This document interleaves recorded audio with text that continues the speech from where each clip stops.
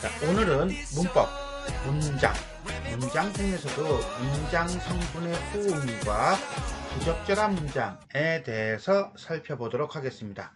실질적으로 이거는 외워야 하느냐라고 한다면 외우기도 좀 애매하기는 해요. 하지만 기본 틀 정도는 알아두어야 그래야 우리가 이제 접근해 갈 수가 있어요. 여기서 문제는 뭐냐 그러면 문장 성분이에요. 그러니까 성분이 제대로 맞물려 있는가, 맞물려 있지 않은가, 그거부터 먼저 살펴보고, 그 다음에 학생들이 참 많이 틀리는, 심지어는 3학년 돼서 자기소개서 쓸 때도 많이 틀리는 그 대표적인 경우에들만 우리가 참고로 살펴보도록 하겠습니다. 일단 문장 성분의 호응이 어떤 특징을 가지고 있는가라고 하는 거예요. 문장 성분 갖추기와 생략이라고 되어 있는데, 앞뒤 무엇을 통해서, 문맥을 통해서 의미를 어떻게 명확하게 내지는 정확하게 알 수 있는 경우는 생략이 가능하다, 불가능하다? 가능하다. 그런데 그 의미를 정확하게 알지 못하는 경우에 생략해버리면 오해의 소지가 생기고요, 중의성이 생겨버린다는 거예요. 됐어요? 어느 나라든지 간에 모든 문장은 기본이 서술어입니다. 자, 영어가 됐든 한국어가 됐든 중국어가 됐든 일본어가 됐든 기본적으로 모든 언어의 기본은 서술어예요. 그 서술어와 그 다음에가 이제 주어입니다. 그래서 이 두 개가 일단 호응을 해야 합니다. 그렇지 않으면은 이게 의미가 이상해져 버립니다. 더더군다나 우리말 같은 경우는 이어진 문장 같은 경우, 앞문장과 뒷문장, 앞절과 뒷절의 주어가 같은 경우는 뒷절의 주어를 생략해도 됩니다. 하지만 웃긴 게 그 생략해서는 안 되는데 생략하는 경우가 있어요. 그러면 오해의 소지가 생겨요. 또 하나는 없어도 되는데 굳이 넣겠다고 그냥 발버둥을 쳐가지고 주어를 넣어서 이중주어 문장이 되는 경우가 있어요. 요런 건 우리가 조심해야 된다. 이따가 보도록 하겠습니다. 더 보겠습니다. 수식어와 피수식어예요. 우리말은요, 피수식어, 꾸밈을 받는 말과 수식어, 꾸미는 말이 있다면 이 꾸미는 말이 꾸밈을 받는 말, 즉 수식어가 피수식어 앞에 옵니다. 가까이 앞에 올수록 좋아요. 멀리 있으면. 그러니까 피수식어는 여기 있는데 수식어가 저만큼 앞에 있어. 그러면 오해의 소지가 생깁니다. 또 하나, 수식어가 2번 이상 나오면 이것도 헷갈립니다. 다음에 부사어와 서술어, 서술어와 부사어. 자, 특정 부사어가 특정 서술어만 연결되는 경우가 있어요. 예를 들어서 어떤 부사어는 부정적인 표현만 가능하고 어떤 부사어는 긍정적인 표현만 가능한 경우가 있어요. 딱 정해져 있다. 이런 걸 우리가 고정적이다 라고 합니다. 이런 경우 우리가 이제는 헷갈리면 안 된다. 잘못 쓰면 안 된다 라고 보면 되겠습니다. 자, 요 네 가지를 기준으로 우리가 하나씩 살펴보겠습니다.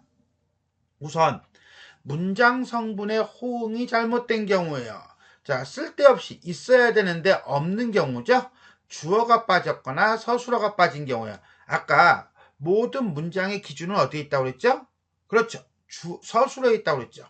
서술어를 체크해봐요. 시작되다, 개통되다. 주어가 뭐죠? 도로공사죠. 도로공사가 언제부터 시작되고 도로공사가 언제 개통돼? 가만, 도로공사가 언제 개통돼? 여기서 문제가 생기죠. 그래서 도로가 언제 개통될지는 불투명하다라고 하는 거예요. 얼핏 보면은 정상적인 문장 같은데 끊어서 서술어를 기준으로 보게 되면은 확실히 잘못됐다는 것을 알 수가 있습니다. 자, 이번엔 서술어가 생략된 경우에, 자, 이건 이럴 거죠. 자, 뭐예요? 담고 있다. 무엇을, 장면을. 이 영화는 장면을 담고 있다. 돼야 안 돼요? 되죠. 그럼 뭐가 문제죠? 수해를 당한 현장에서 아주 감동적인 장면을 담고 있다. 정상인 것 같은데? 아하! 이 영화는 수해를 당한 현장에서 뭐 해요? 촬영돼요. 그렇죠. 자, 당한 현장에서 장면을 담는 것이 아니죠. 그죠? 그게 잘못됐구나 라고 봐야 되는 겁니다. 쉽게 찾기가 어렵네요. 다음에 두 번째는 목적어나 부사어가 생략된 경우이다. 일단 목적어 봅시다. 목적어를 보는 게 아니라 서술어를 봐야죠. 가고 있대요. 뭐가요? 날씨가. 변치 말아야겠대요. 뭐가? 청결히 하는 마음은. 이상 없지 않아요? 이상 없는 것 같은데? 봤더니 무엇을 청결히 하는 마음? 그렇지. 주위 환경을 목적어가 빠졌다는 거죠. 청결히 하는 마음을 변치 말아야겠다 라고 정리를 해야 합니다. 자, 그럼 요건 어떻습니까? 인간은 자연에 복종하기도 하고 지배하기도 하면서 살아간다. 인간은 자연에 복종한다. 되죠, 그죠? 인간은 자연에 지배한다. 자연의 지배? 아니지. 자연을 지배하는 거지요. 따져봐야 되는 겁니다. 다음은 부사어가 생략된 경우에요.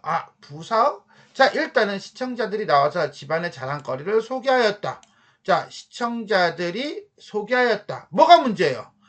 요거는 상관없는데, 자, 나왔어요. 어디서 나왔어요? 그렇죠. TV에 나와서, 텔레비전에 나와서, 이게 문제네요. 이게 문제가 아니라, 여기가 문제였다. 라고 봐야 되는 거예요. 다음 볼까요? 우리는 법을 지배하기도 하고, 자, 그럼 우리는 법을 지배한다. 되죠, 그죠? 우리는 구속받기도 한다. 법을 구속받아? 말 이상하죠? 이제 알았어. 그죠? 뭐예요? 법에 구속받기도 한다. 이렇게 정리가 되는 거예요. 그러니까는 서술어하고 연결시켜서 서술어 놓고 주어 놓고 그 다음 거 성분들 파악하는 겁니다. 자, 불필요한 문장 성분이 들어있는 경우에요. 불필요한 문장 성분? 반복이네요. 없어도 되는 게 있다는 얘기죠? 자, 첫 번째 문장을 가지고 힌트를 잡읍시다. 자유란 뭐야? 자유이다. 이게 문제라는 거예요. 자, 그렇다면 뭐야? 속담의 특징은 특징이다. 굳이 이렇게 쓸 필요가 없다는 거예요. 자, 그럼 어떻게 써야 되느냐? 이렇게 써야죠. 자유란 다른 사람에게 구속을 받지 않는 뭐를 말한다? 상태를 말한다. 속담의 특징은 사용한다는 점이다. 내지는 속담은 앞에 걸 뺀 거죠. 특징이다. 이렇게 쓰는 게 맞다 라고 보시면 되겠습니다.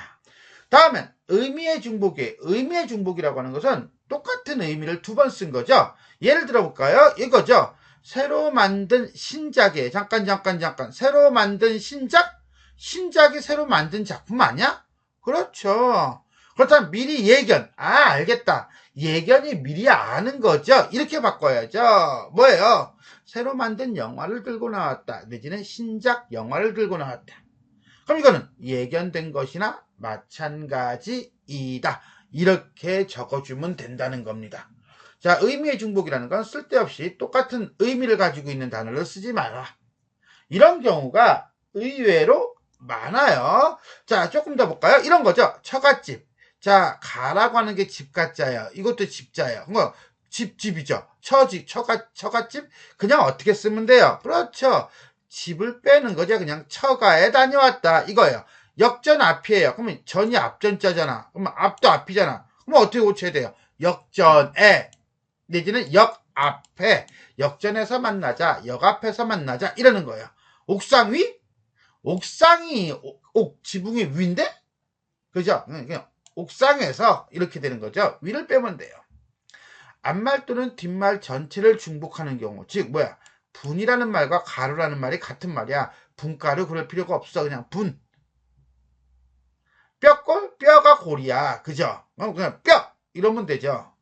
뼈 때린다는 거죠. 골 때리네? 아니, 뼈 때리네. 이러는 거죠. 방학 기간 동안. 기간이 동안이야. 그러니까 방학 기간에 내지는 방학 동안에 이렇게 쓰면 된다는 겁니다. 오케이? 자, 다음에 이제 본격적으로 우리가 이제는 성분이에요. 성분 사이에 호응이 어색한 경우. 아까 처음에 얘기할 때 뭐랬습니까? 그렇죠. 서술어예요. 그죠? 서술어. 서술어가 기본이라고 그랬습니다. 그러면 서술어 봅시다. 봤더니 불었습니다. 뭐가 불었어요? 바람이 불었습니다. 돼요, 안 돼요? 돼요. 비가, 이거는 물음표죠. 그죠?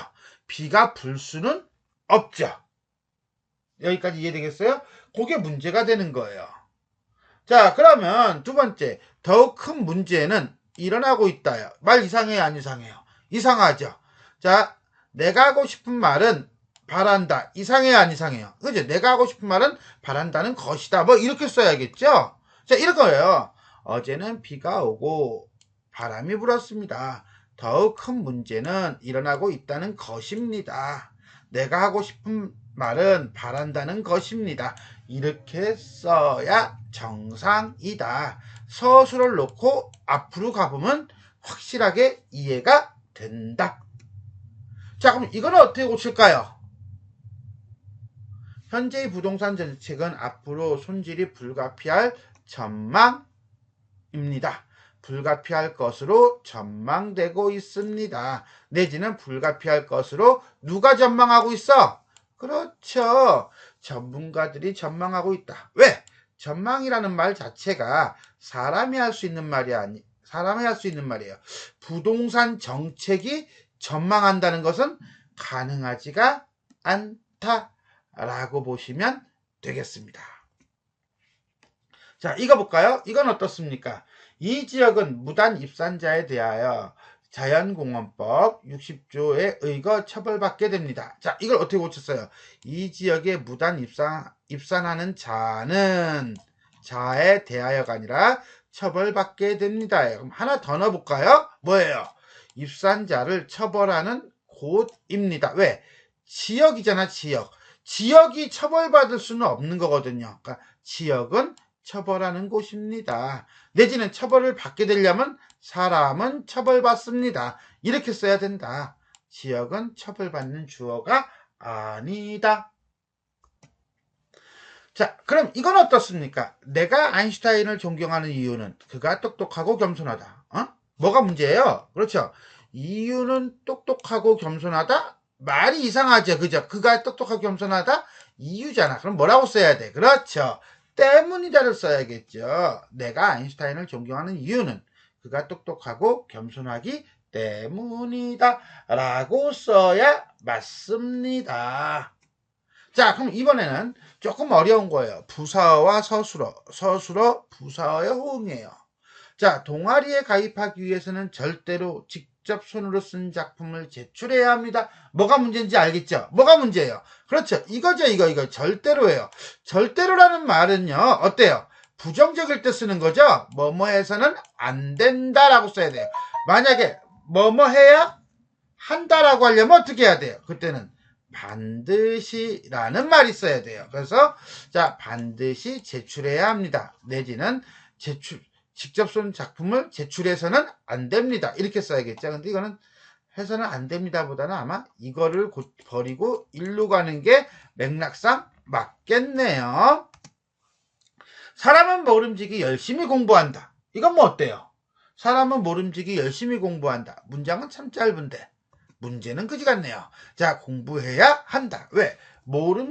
모름지기는 뭐뭐 해야 한다와만 연결됩니다. 이렇게 서술어에 제약이 따른다 라고 보시면 되겠습니다. 자, 그럼 이렇게 서술어에 제약이 따르는 부사어들을 봅시다.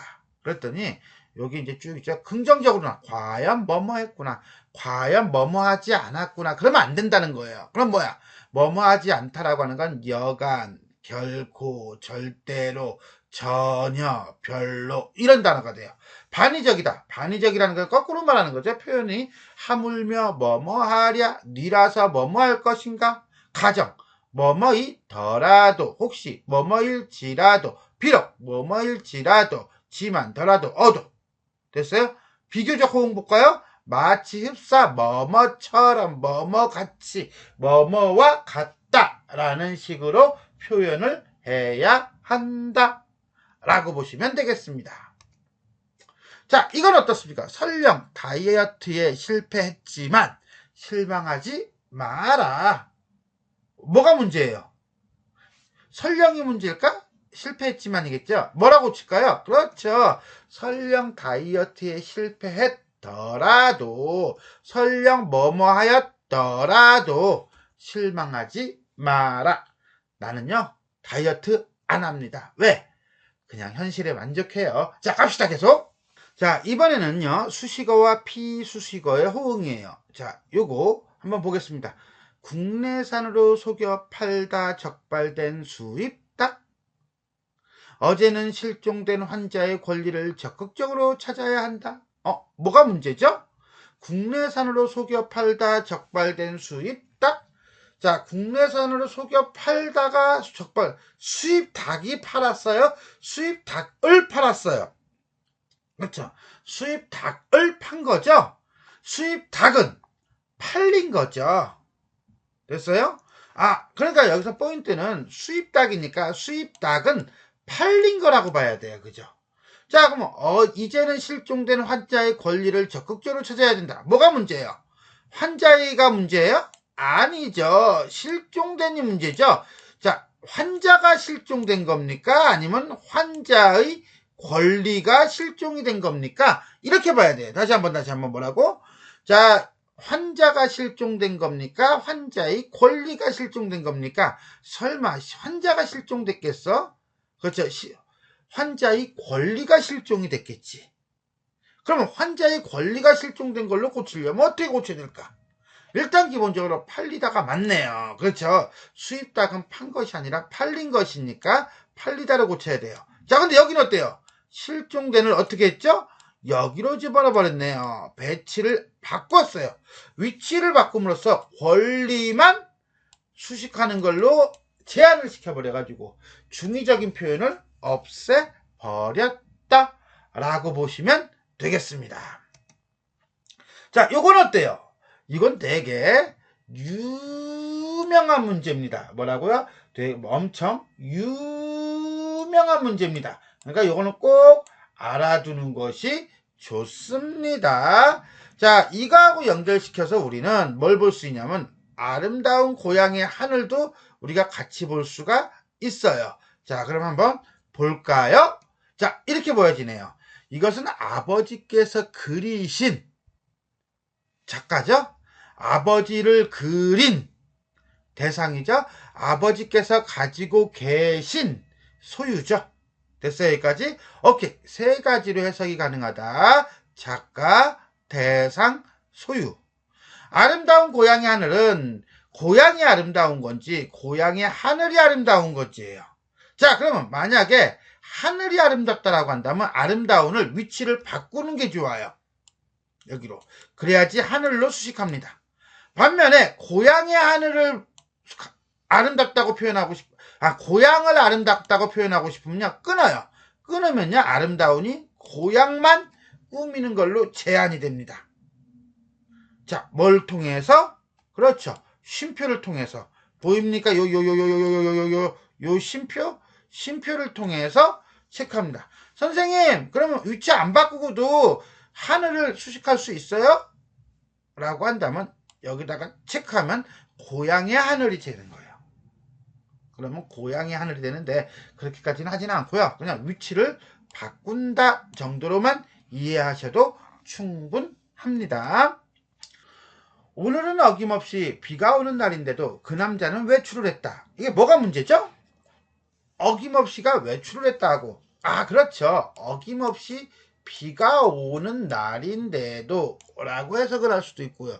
어김없이 외출을 했다를 해석할 수도 있는 거예요. 그러니까 얘가 문제는 뭐냐면 아까 처음에 얘기할 때 수식어는 피수식어하고 가까이 있어야 된다라고 했던 거 기억날 거예요. 근데 이게 너무 멀리 떨어져 있으니까 이게 의미가 막 헷갈려 버리는 거예요. 그러면 어떻게 해야 돼? 가까이 가면 되죠 뭐. 자기야 나 자기한테 갈래 하고 여기서 쏙 가버리면 돼요. 어떻게? 이렇게. 오늘은 바람이 부는 날인데도 그 남자는 어김없이 외출을 했다 라고 해야 되는 거예요. 안 그러면 범위가 모호해집니다. 다시 한번 얘기합니다. 수식어와 피수식어의 거리가 멀면 멀수록 수식관계가 불분명해지므로 수식어는 피수식어 앞에 있는 것이 바람직합니다. 자, 조사와 서술어의 호응이에요. 그는 초보치고 적응을 잘하지 못했다. 자, 그는 초보라서 적응을 잘하지 못한다 라고 하는 게 맞습니다. 자, 그러면 여기다가 뭘 넣을까요? 이걸 넣어야죠. 초보치고 적응을 잘한다. 치고는요, 앞말과 뒷말이 반대관계예요. 치고는 뭐라고? 앞말과 뒷말이 반대 관계예요. 자, 초보면은 못해야죠. 근데 얘는 잘하죠. 그러니까 치고가 들어간 거예요. 자, 앞말이 이유여서 결과가 나오려면 뭐가 나와야 돼? 라서가 나오는 거예요. 오케이? 됐습니다. 다음 볼까요? 첨단 통신 수단의 발달은 거리와 시간을 구애받지 않고 생활에 필요한 정보를 얻게 해준다. 정상 아닌가? 뭐가 문제지? 시간을 구애받지 않고가 아니라 시간에 구애받지 않고. 자, 이때는 자, 구애받다는 것은요, 부사격 조사. 자, 처소 부사격 조사. 이 부사격 조사와 호응을 한다. 와, 이거 어렵다. 그지? 시간을 구애받지 않고가 아니라 시간에 구애받지 않고 라고 써야 한다. 자, 지금까지 우리는 문장 성분의 호응과 그 다음에 부적절한 문장에 대해서 어떻게 적응할 것인가에 대해 살펴보았습니다. 수고하셨습니다.